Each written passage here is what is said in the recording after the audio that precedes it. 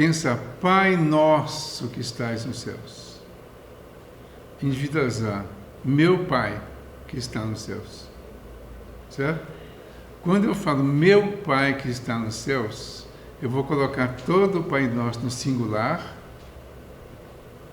e vou avaliar cada conceito, cada proposta que tem no Pai Nosso, individualmente, no singular, para que eu saiba exatamente o que pedi, o que falei, o que combinei com Deus para fazer a minha parte.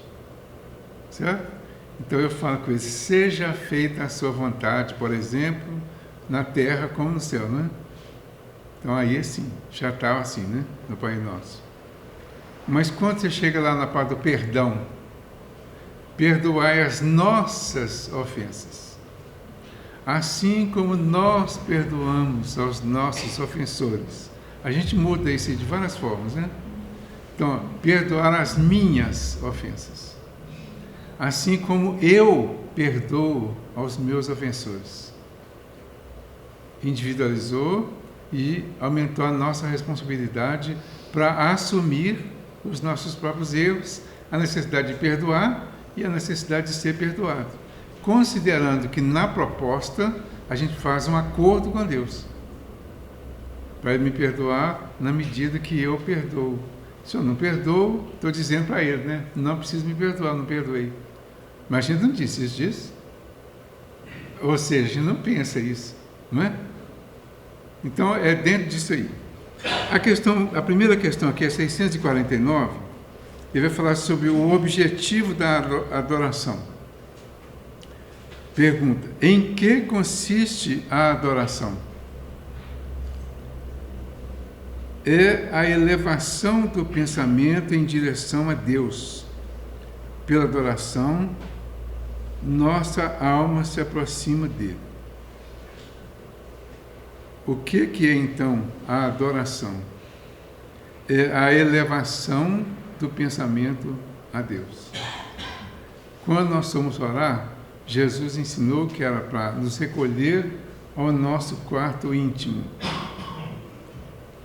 Nós sabemos o que é o nosso quarto íntimo? Essa que é a proposta do estudo da doutrina. A gente saber o que significa cada coisa. Certo? Então, o que é o nosso quarto íntimo? É a nossa intimidade. É a nossa consciência. Recolher, voltar para dentro de nós mesmos. Tem que ser num quarto, num lugar isolado? Não. Tem que ser nas condições que nós possamos voltar para dentro de nós. E neste momento nós vamos concentrar em Deus, elevando o pensamento, e aí nós vamos fazer a nossa oração, a nossa conversa com Ele, com o nosso Pai que está nos céus, ou seja, com o meu Pai que está no mundo espiritual, no plano espiritual.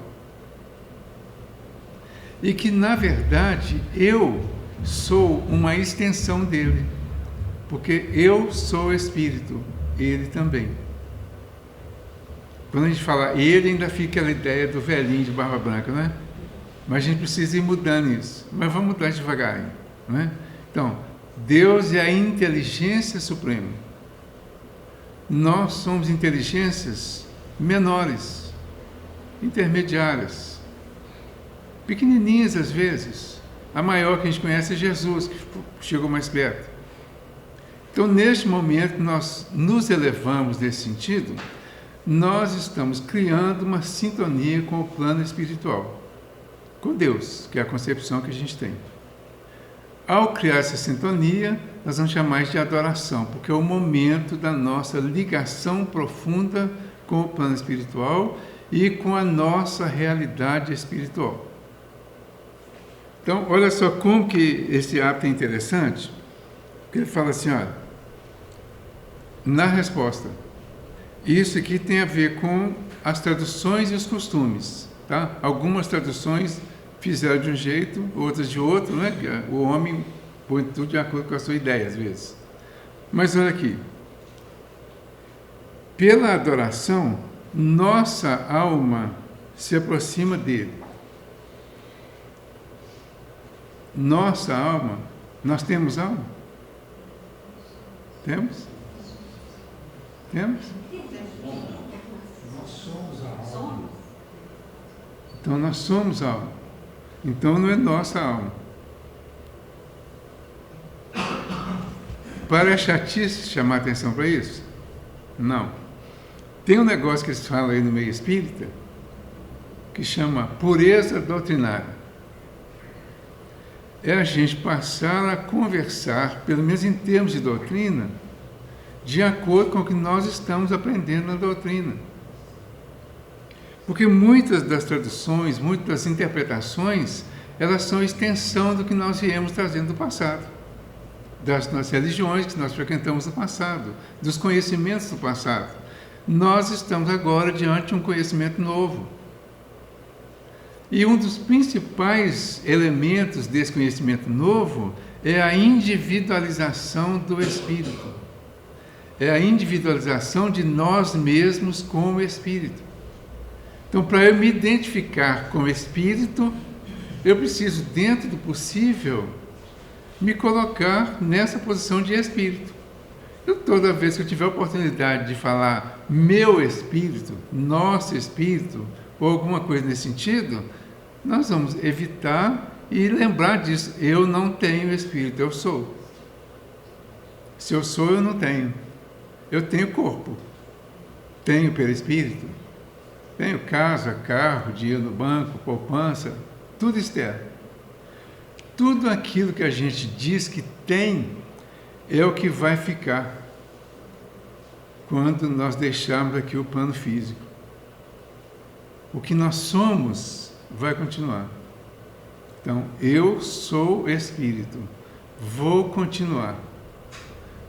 Continuando, eu vou caracterizar, confirmar a imortalidade. Então, aí fica mais fácil entender que eu, sendo espírito, eu não vou morrer. Por isso que a doutrina fala da imortalidade da alma. Eu vou sobreviver ao corpo, às coisas. E essa sobrevivência é para a eternidade. Vai facilitando o nosso entendimento. A nossa fala, nesse sentido, ela vai ficando mais de acordo com a realidade que a gente precisa entender. E aí nós vamos nos posicionando, nos definindo e passando a conviver racionalmente com a doutrina e com a vida, diante disso que a gente acredita que é verdade, certo? Enquanto a gente não acreditar que é verdade, a gente precisa pesquisar. Ah, não pensa assim não. Eu acho que eu tenho espírito. Tudo bem, pode achar. Mas procure se informar sobre isso, raciocinar sobre isso e tirar as próprias conclusões, as conclusões mais racionais, até você entender o processo todo, certo? Na pergunta seguinte, ele fala assim, a 650, né?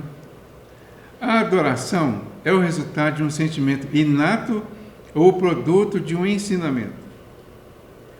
Aí eles respondem assim, é um sentimento inato, ou seja, a gente já nasceu com esse sentimento dessa ligação com o plano espiritual, com Deus. A gente já nasceu com isso. Por que já nasceu com isso?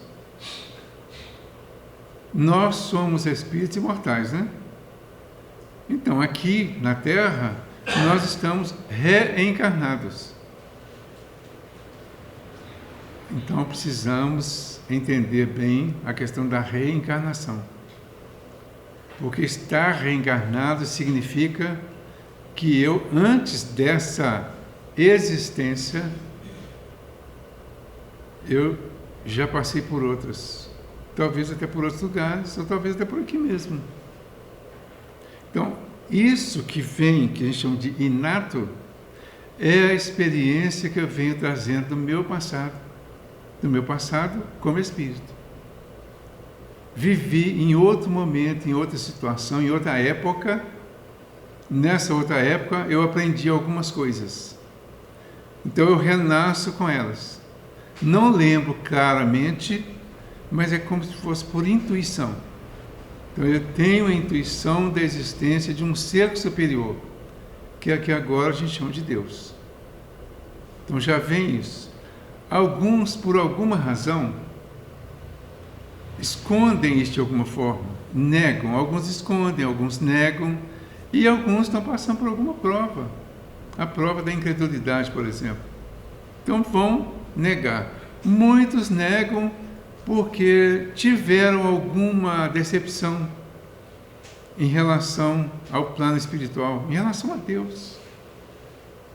Um exemplo bem comum é as pessoas que se decepcionam porque convivem com pessoas religiosas que desenvolvem o fanatismo e aí decepcionam ou, de uma certa forma, agridem as pessoas com quem convivem porque fazem ou pensam diferente. Às vezes nós somos péssimos religiosos em casa, com as pessoas com quem nós convivemos. Em casa, no ambiente de trabalho, no dia a dia. Às vezes a gente agride, critica as pessoas quando elas não têm religião definida ou quando se dizem de uma religião que é contrária à nossa. Nós não fazemos isso não, né? O Espiritismo prega o contrário disso. A gente ensina o tempo todo, aprende o tempo todo, que cada religião tem a sua razão de ser e as pessoas estão exatamente no lugar que precisam estar. E que todas existem porque Deus permite. E se Deus permite, porque é bom. Certo? Então eu não vou criticar outra pessoa. Eu não vou brigar com meu filho se resolver ser de uma outra religião. Ah, mas ele quando nasceu já foi lá para o culto do evangelho lá. Aí quando cresceu, resolveu para outra religião. Ok. É a escolha dele. Mas a base que ele recebeu vai ficar. A base é de uma formação moral dentro dos princípios da nossa crença. Esses princípios morais de todas as crenças coincidem. Nenhuma crença incentiva as pessoas a fazer deliberadamente algum tipo de mal. As pessoas fazem porque estão alimentando e cedendo às suas tendências. Mas a crença às vezes até proíbe. Mas quando proíbe, nós, homens, né, seres humanos, às vezes ficamos até motivados a fazer alguma coisa proibida quando é proibido. Certo? Então tudo isso tem que ser considerado para a gente ir entendendo aqui, né?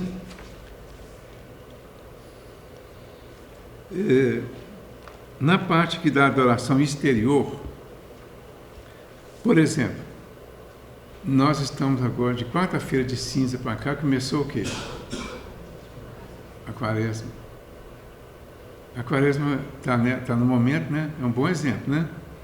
Porque ela traz uma forma de adoração exterior através de alguns comportamentos que as pessoas têm em nome da religião.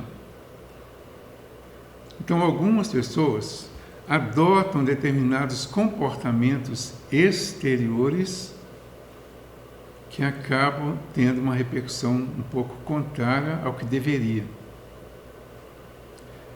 É comum a gente ouvir dizer, por exemplo, as pessoas que são alcoólatras, mas principalmente que não admitem, de na Quaresma parar de beber ou parar de fumar.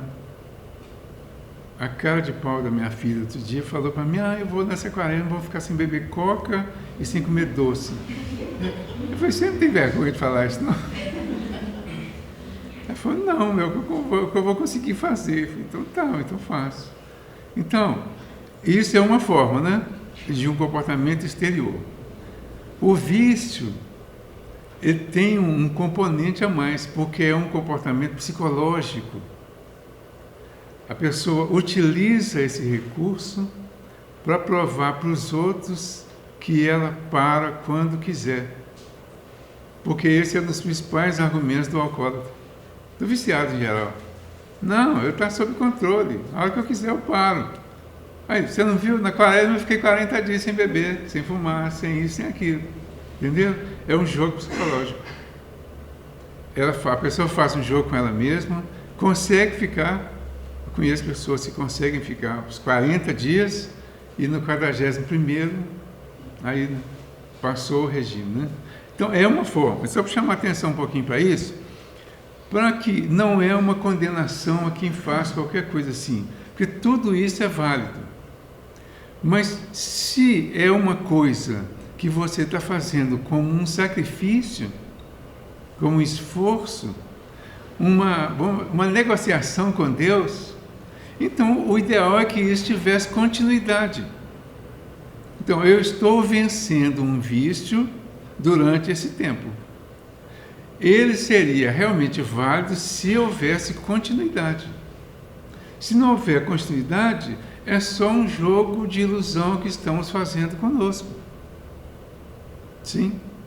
Ô, Valdir, há um tempo atrás eu ouvi, até de outra religião, sobre uma prática que dizem ser uma prática milenária e muito positiva, que é o jejum.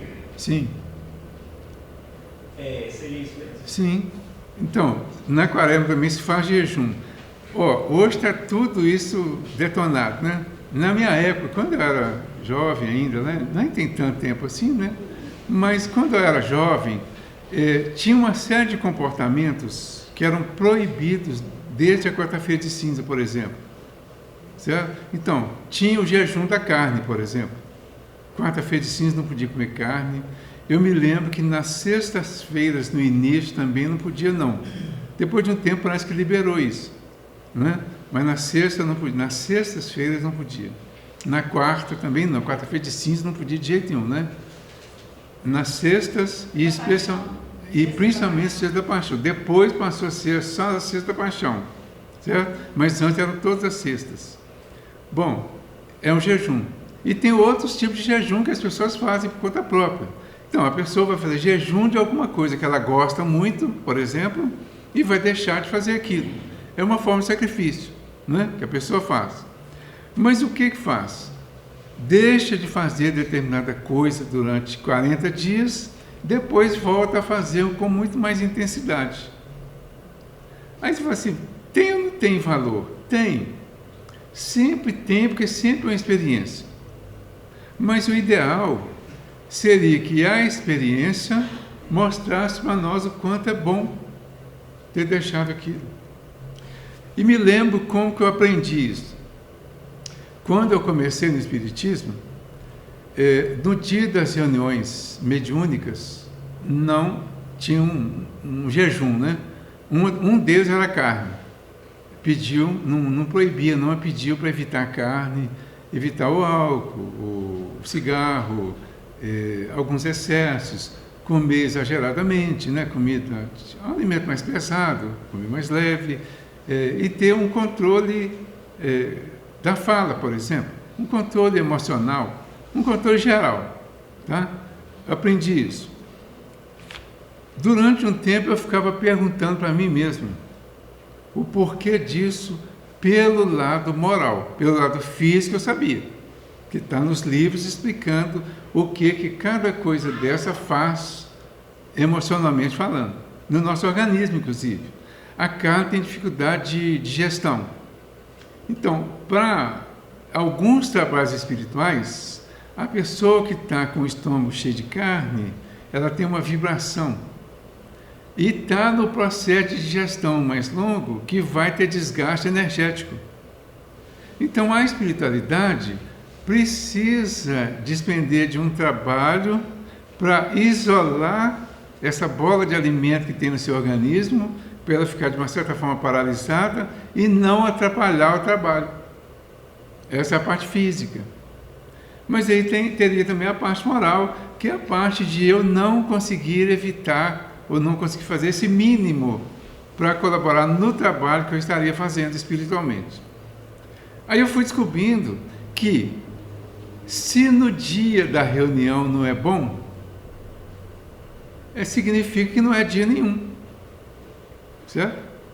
Então é aí que você vai entender melhor a ideia do jejum. É para, durante o tempo do jejum, você entender o quanto foi bom você ter feito e o quanto será bom para frente você continuar fazendo. Certo? Então tem um sacrifício, mas que vai ter uma recompensa boa, porque você se sentiu melhor quando fez. E isso vai nos ajudar a vencer os vícios todos, se nós levarmos por esse lado. Tá? Então, é sempre bom pensar isso. O que é recomendado não fazer no dia das reuniões? No dia que eu vou dar passe, eu não posso fazer determinada coisa. O que eu não posso fazer no dia do passe? Se eu não posso fazer no dia do passe, porque eu vou lá dar passe lá, significa que isso aí tem algo ruim. Se tem algo ruim, eu preciso me analisar agora para ver se eu consigo parar. Definitivamente. Porque se é ruim, vai ser ruim para mim e para frente também. Tá? Sem nenhuma exigência, sem nenhuma obrigatoriedade, é uma proposta como todos os ensinamentos da doutrina. Uma proposta para que a gente faça um esforço de melhorar sempre a partir da eliminação daquilo que não é mais necessário, aquilo que não é imprescindível para a nossa vida, para a nossa saúde. E, por outro lado, aquilo que prejudica a nossa vida, prejudica a nossa saúde. Então, está tudo dentro disso aqui, ó. Porque nós estamos pedindo ajuda para Deus o tempo todo nas nossas orações, né? Um dos motivos é esse, né? Pedir. O que a gente mais pede, principalmente em determinados momentos, é saúde. Né? Já é automático pedir saúde. Aí você pede saúde, mas o que você faz em favor da própria saúde? O que eu tenho feito em favor da minha saúde? Então, tudo isso eu fui descobrindo dessa forma. Cheguei à conclusão que eu podia parar de comer carne. Porque eu passei a ter reunião quase todo dia. Bom, se eu não posso comer no dia da reunião, não convém. Aí passei a ter reunião na terça, depois na quarta, depois na sexta, depois na segunda, e foi só diminuindo, né? De repente eu estava podendo comer carne só no domingo. Eu falei, não está fazendo falta nenhuma. E estou me sentindo melhor. Então vou parar. Parei. Não fez falta até hoje. Me sinto melhor. Quer dizer, eu nem sei comparar mais, né? Já tem tanto tempo que eu não sei mais. Aí a gente vai eliminando aquilo que vai descobrindo que é excesso. E vai chegando os outros, né? Então, quando ele fala aqui da adoração exterior, fala, a adoração necessita de manifestações exteriores. Tudo isso que a gente falou aqui que é exterior, ele fala assim, a verdadeira adoração está no coração. Em todas as vossas ações, lembrai-vos sempre que há um mestre que vos olha. E na sequência aqui, na 653A, ele fala, a adoração exterior é útil? Sim. Se não é um simulacro em vão. Se é um simulacro em vão, que não é tão em vão assim, mas se é um simulacro, vai voltar tudo. 40 dias depois, às vezes, quando é na quaresma. Certo? É sempre útil dar um bom exemplo, mas aqueles que o fazem por simples afetação e amor próprio, e cuja conduta desmente sua piedade aparente, dão um péssimo exemplo e nem imaginam o mal que fazem. A gente tinha uma turminha que decidimos parar de comer carne junto, né? Uma turminha da Casa Espírita, de um grupo. Aí decidimos parar de comer carne, todo mundo parou. Aí depois nós estamos descobrindo que tinha alguns que estavam comendo escondido. Gente, mas o propósito não é esse. Não é ser obrigado, entendeu? Não é se sentir obrigado. Mas como vi os outros fazendo, ou pelo menos falando que estavam, nós fomos descobrindo, não foi só uma pessoa, não. Nós fomos descobrindo que tinha pessoas que chegavam, falavam que não estavam, que tinha parado mesmo, mas comia escondido. Qual a vantagem disso? E não era obrigatório. Quer dizer, é aquele negócio da imitação, né? Eu não entendi ainda, mas eu quero imitar, mesmo sem entender, aqueles que fazem. Mas se os que fazem entenderam, fazem com consciência. Quem faz sem entender, faz sem consciência. a tendência é voltar. Ou então, passar um vexame, né? Ficar fazendo escondido e depois ser pego de surpresa. Né? Então, a proposta é: vamos nos conscientizar do que realmente é necessário para nós. É um trabalho individual. Esse trabalho da individualização é muito importante, porque quando Jesus fala para entrar no quarto íntimo, ele está falando para cada indivíduo, para entrar no seu quarto íntimo e fazer o seu trabalho, a sua conversa com o Pai, com Deus. Essa conversa é entre nós e Deus. Mas ela precisa nos tocar muito profundamente, porque ela interessa muito mais a nós. Eu preciso saber, repetindo, né, qual foi a combinação que eu fiz com Deus, o que eu pedi e o que eu preciso fazer para que o meu pedido faça sentido. Se eu não fizer a minha parte, o meu pedido não vai fazer sentido. Não fará tanto sentido como faria se eu cumprisse a minha parte. Ou ajuda-te a ti mesmo, que o céu te ajudará. Então é importante que a gente reflita muito sobre isso. O que eu estou pedindo que Deus faça comigo, eu preciso fazer a minha parte. Eu preciso colaborar. Se eu não colaborar, eu vou dificultar. Eu tenho um amigo que fala assim: tem coisa que nem Jesus, né? Não, tem coisas que só Jesus, mas tem outras que nem Jesus. Você tem outras que nem Deus. Porque se nós não quisermos fazer, eles não vão respeitar o nosso livre-arbítrio. Nós vamos continuar. Vai respeitar até quando? Até quando a nossa teimosia chegar à dor. E quanto mais intensa essa dor, mais próximos estaremos de arrepender do que estava fazendo até então e começar a voltar. Então é por isso que a dor existe. Aí a Joana de Ângeles diz que a dor é uma bênção que Deus envia aos seus eleitos. Então veja que interessante. A dor é uma bênção que Deus envia aos seus eleitos, não é? Ok? Então por que eu vou pedir a Deus para tirar a minha dor?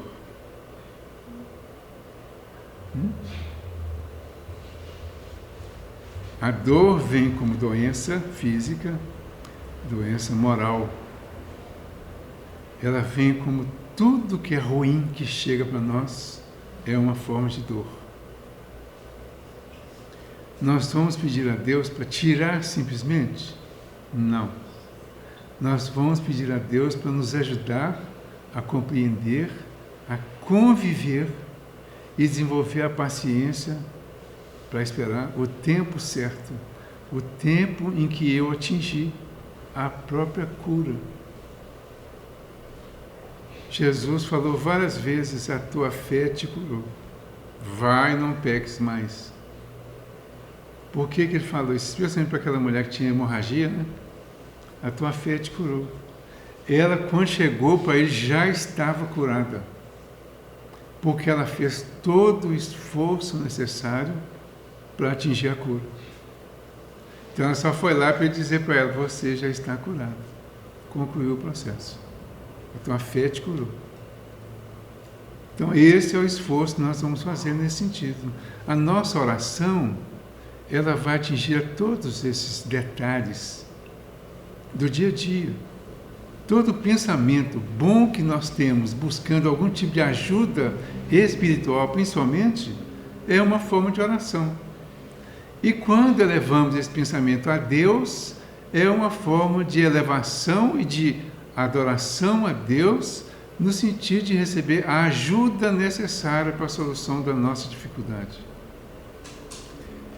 Quando ele fala eu vou falar da vida contemplativa, que é um ponto interessante.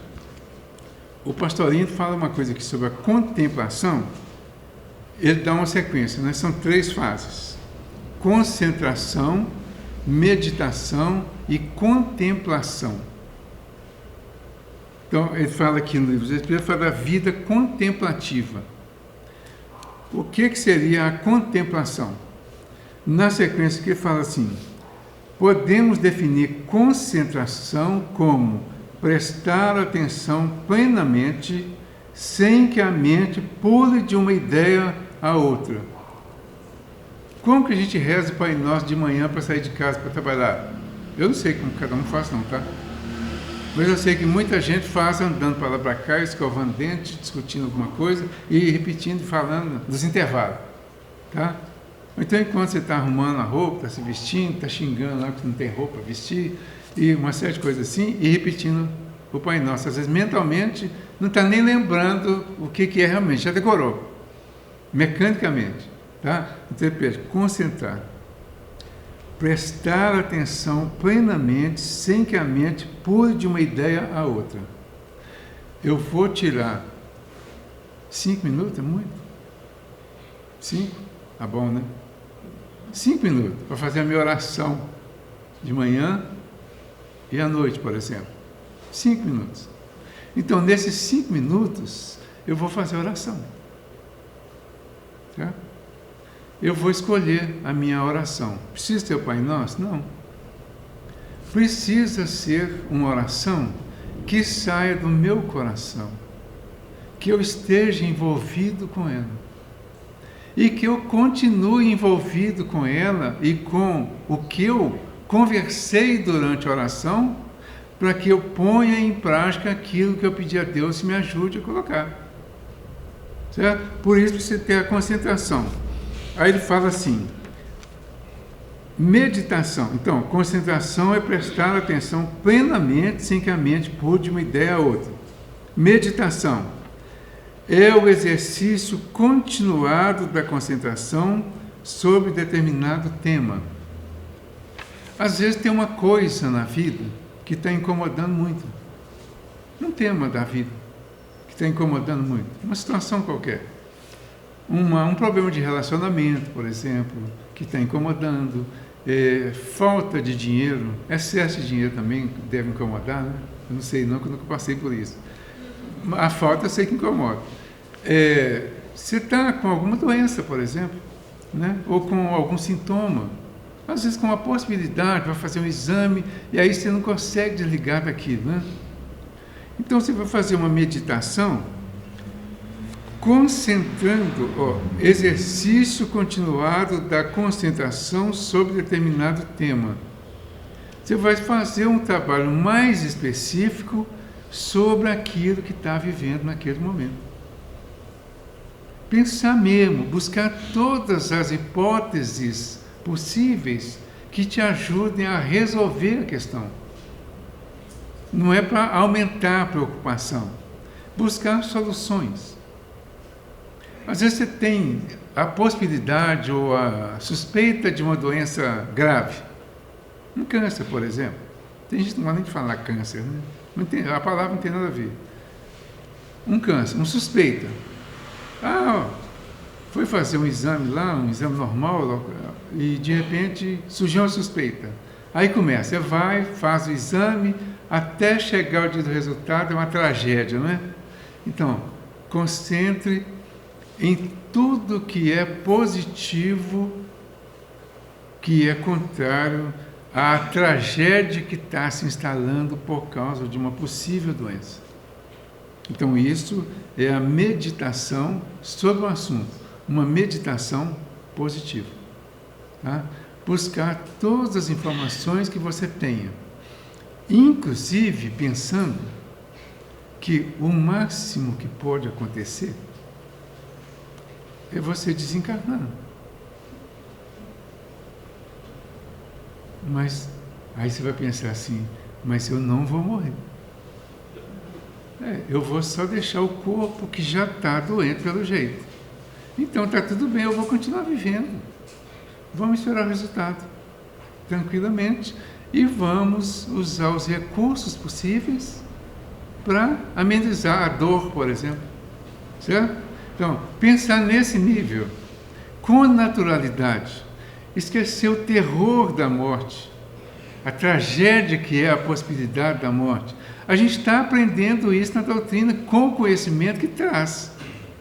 A doutrina consoladora, ela nos consola antecipadamente para conviver melhor com esse fenômeno que nós chamamos aqui de morte, com essa tragédia, né? Ela está nos preparando para conviver bem com isso.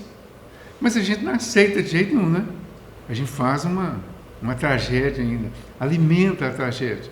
Então, em momentos assim, a concentração é nesse sentido. É uma concentração positiva. E a contemplação é sintonizar, identificar-se ao objeto ou tema contemplado, mergulhando nele e conhecendo pela união total, fundindo o próprio eu na essência dele. Então, a contemplação, ou a vida contemplativa aqui, é você se envolver totalmente com o motivo do seu pensamento daquele momento. Mas aqui ele fala de vida contemplativa, que é a vida das pessoas que vivem isoladas, nos conventos, por exemplo. Eu não sei qual que está a intensidade disso atualmente, mas no passado era muito mais intenso. As pessoas iam para os conventos, às vezes faziam alguma coisa errada, por exemplo, às vezes tinha algum problema lá, os pais colocavam as filhas, principalmente lá no convento, e elas ficavam lá o resto da vida numa vida contemplativa. Dizem que a Madre Teresa de Calcutá, ela estava voltando um dia para dentro do convento, ela vivia a vida contemplativa até este momento.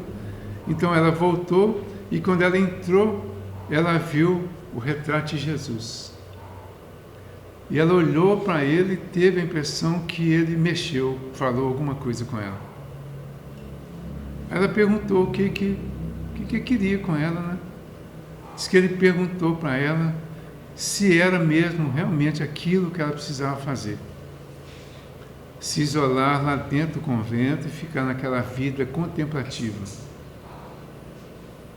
E ela entendeu que lá fora, na Índia, as pessoas estavam morrendo de lepra, aos montes.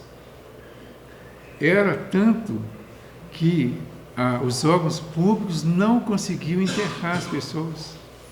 Então juntava gente viva com gente morta e estava fazendo pilhas de corpos ainda vivos, junto com os mortos, em alguns lugares lá, para organizar mais ou menos a coisa. Ela lembrou disso e viu tão claramente que ela entendeu que ela precisava estar lá fazendo alguma coisa.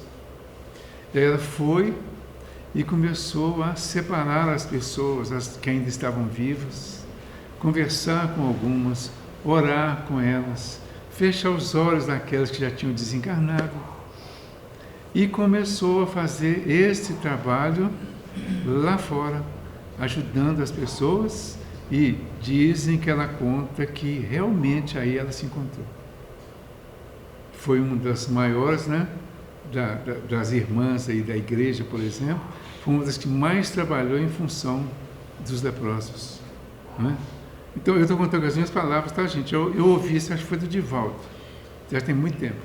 Entenderam? Então, só para a gente ter a ideia da realidade disso, da importância disso. Então, se isolar e viver a vida contemplativa não vai ser a solução. Os homens que se entregam à vida contemplativa, não fazendo nenhum mal e não pensando senão em Deus, possuem algum mérito aos seus olhos? Resposta: não. Pois, se não fazem o mal, não fazem tampouco o bem, e são, por isso, inúteis. A resposta dos Espíritos. Aí, na questão 642, está bem pertinho aqui, ele pergunta assim, deixa eu ler que fica mais fácil. 642. Basta não fazer o mal para ser agradável a Deus e garantir sua posição no futuro? Resposta: não. É necessário fazer o bem no limite de suas forças. Pois, isso aqui que é o pior, cada um responderá por todo o mal que haja sido feito por causa do bem que ele deixou de fazer. Então, não fazer o bem é uma responsabilidade nossa.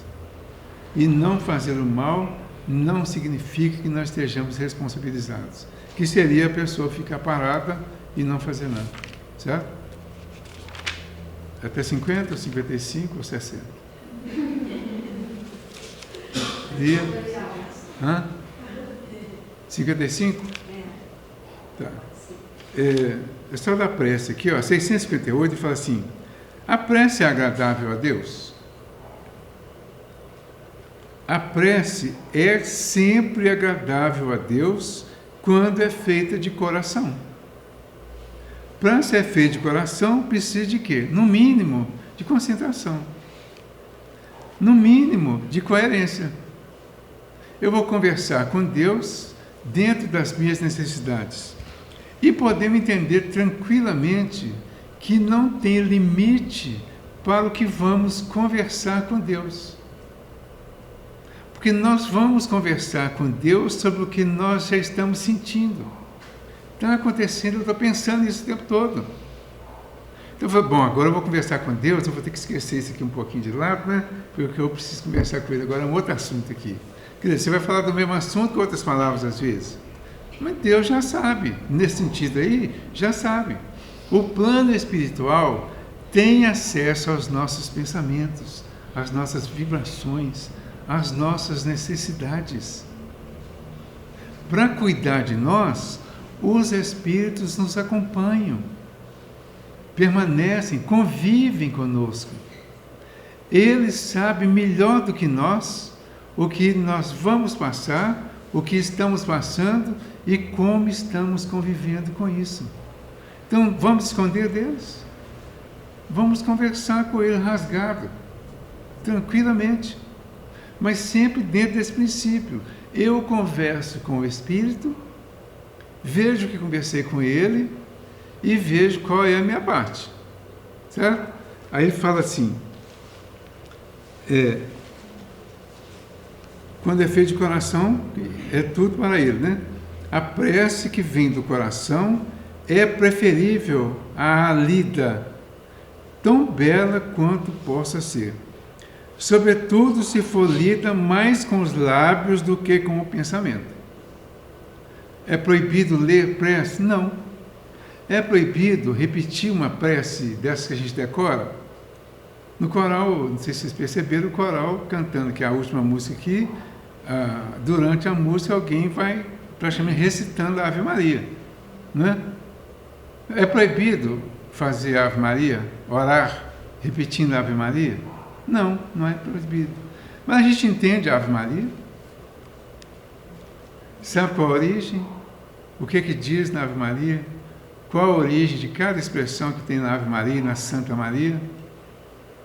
A gente consegue imaginar lá, quando a gente fala que ela é mãe que do vosso ventre nasceu Jesus, e depois fala Santa Maria, Mãe de Deus. A gente sabe por quê? Entende isso? Entendeu? Estou só cutucando, tá? A gente entende isso. A gente entende que Ave Maria, cheia de graça, o Senhor é convosco. É a saudação que o anjo fez a Maria na hora que ele chegou para anunciar o nascimento de Jesus. É uma saudação romana, Ave Maria, né? E ele fala que ela achou graça diante do Senhor. Aí eles montaram a oração, baseada nisso. Santa Maria, Mãe de Jesus. Mas pode falar de Deus também, porque Jesus foi considerado Deus aqui na Terra durante o tempo que estava na carne aqui. Então foi considerado assim. Não está errado. Se falar Mãe de Deus ou Mãe de Jesus, está tudo bem. Na verdade, o correto seria falar Mãe de Deus, porque quem fez a Ave Maria, a Santa Maria, foi a Igreja Católica. E a gente não deve alterar a poesia do autor, não é? A gente tem que seguir a poesia, o escrito do autor. E procurar entender por que ele fez aquilo. O Espiritismo nos proporciona isso. Antes de você querer mudar uma crença, uma oração, alguma coisa assim, a gente precisa aprender a compreender por que é assim. Você pega, por exemplo, o credo, né? Dizem que o credo é uma oração forte, né? Já ouviram falar isso? Todo mundo aqui já viu o credo? É o Kinderspine, né? É o Kinderspine. Diz que é muito forte. Mas aí, quando você pega os princípios da doutrina aqui, você já tentar comparar?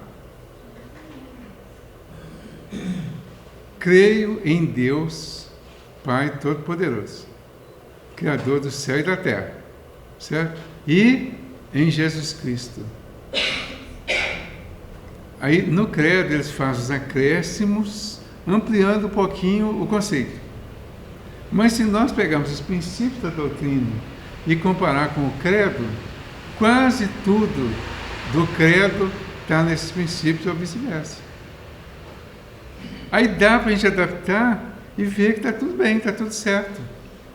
Então, se eu repetir o credo, está tudo bem. É a minha oração, é a minha forma de fazer a oração. Mas se eu fizer com as minhas palavras, ele fala que vai ficar mais, vamos dizer, talvez mais convincente até, porque eu vou falar o que realmente estou sentindo. Como eu nem sempre consigo falar, externar o que sinto, eu pego a oração pronta e repito. Está tudo bem. Desde que a gente entenda o que está na oração. Que a gente entenda, sinta, vibre com ela no momento da oração e se lembre dela no momento da prova do dia a dia. Tá? Então, a prece torna o homem melhor? Sim, pois aquele que ora com fervor e confiança é mais forte contra as tentações do mal e Deus lhe envia os bons espíritos para assisti-lo. É um recurso que nunca é recusado quando pedido com sinceridade. Então nós podemos pedir, podemos agradecer, podemos louvar a Deus. Nós vamos chegar um momento em que nós não vamos precisar pedir mais. Porque nós vamos lembrar do Salmo 23, primeira linha dele. O Senhor é meu pastor e nada me falta.